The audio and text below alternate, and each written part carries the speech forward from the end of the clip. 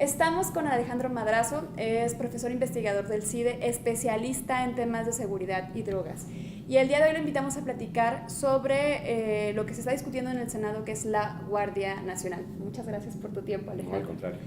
Alejandro, la violencia que vivimos en México es muy preocupante. ¿En qué momento se detonó la violencia como la estamos viviendo? ¿Y en qué momento comenzamos a hablar de que el país se estaba militarizando? A ver, mira, la violencia que hoy estamos viviendo, o sea, por su dispersión geográfica, por la intensidad de la violencia, por las características que tiene sobre el tipo de violencia que es, o sea, no es violencia doméstica, también hay violencia doméstica, pero la epidemia de violencia que tenemos nosotros ahorita es una epidemia de homicidios en espacios públicos.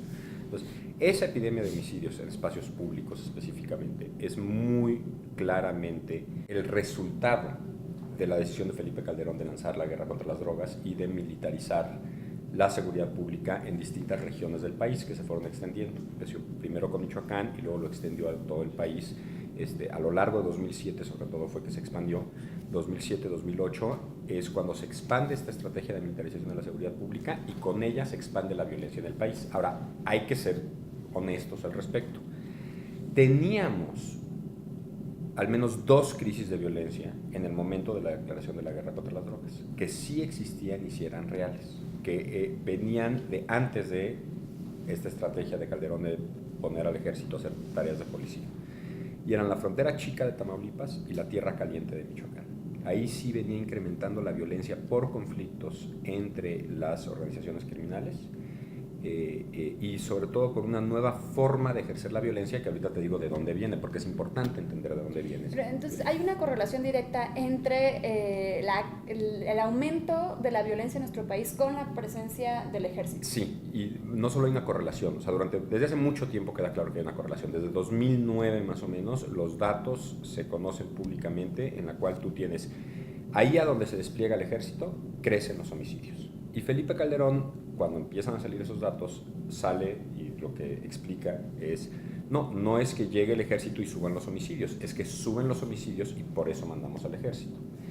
En ese momento no había forma de saber qué había sido primero, la gallina o el huevo. O sea, si primero llegaban los operativos conjuntos, no era nada más el ejército, es ejército, marina, policía federal. O sea, las fuerzas federales llegaban a cumplir labores de seguridad pública en los operativos conjuntos. Con la información pública no se podía saber si era primero la gallina o primero el huevo. O sea, si primero era el operativo conjunto y luego la epidemia de homicidios, o primero la epidemia de homicidios y luego el operativo conjunto.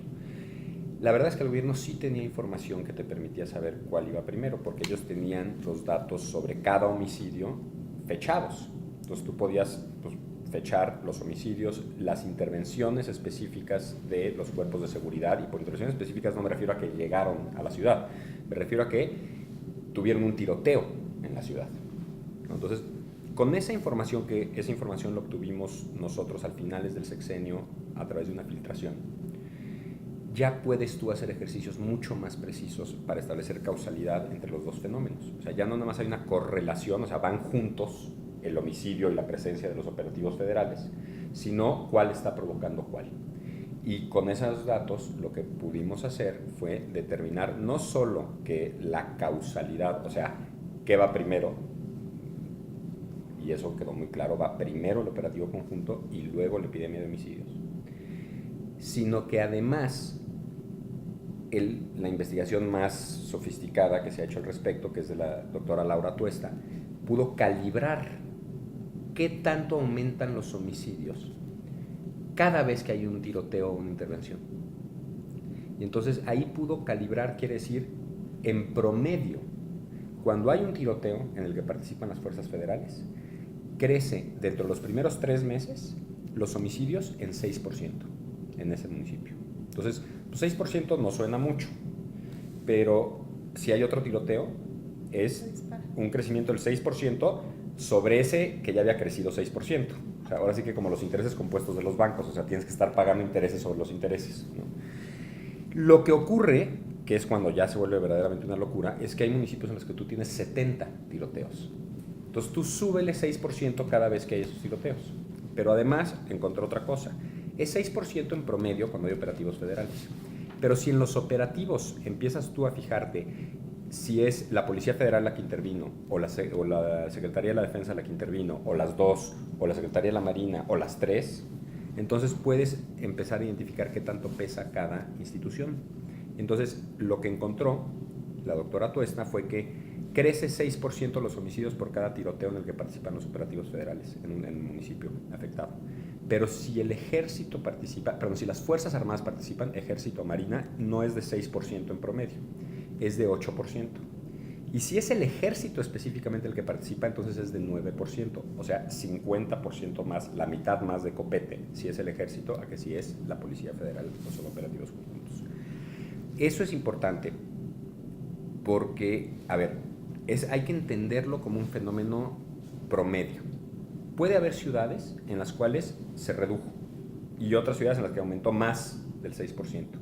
Pero cuando tú ves el promedio como una política general, lo que estás viendo es que aumentan los homicidios.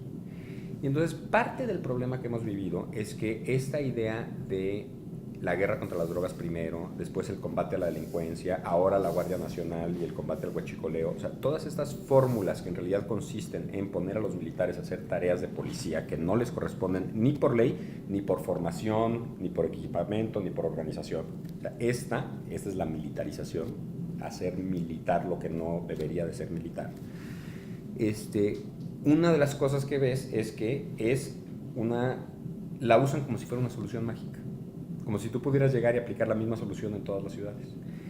Y eso no funciona, porque los contextos de violencia son distintos en cada ciudad. Por eso es tan importante tener policías locales fuertes, porque esas policías son las que conocen los problemas de la localidad. Y además porque son las que se quedan. O sea, un problema es imagínate que tú llegas con el ejército. Dices, la policía en este municipio es corrupta, córranlos a todos, se desaparece la policía, el ejército asume las funciones de policía. 1, 2 años después, oye, pues ya necesitamos mover al ejército para allá. Entonces mueves al ejército para allá y ¿qué dejas? Pues dejas un vacío, porque ya destruiste a las policías Entonces, locales. ¿consideras que la propuesta que estamos discutiendo hoy de Guardia Nacional permite el desmantelamiento de las policías municipales, estatales?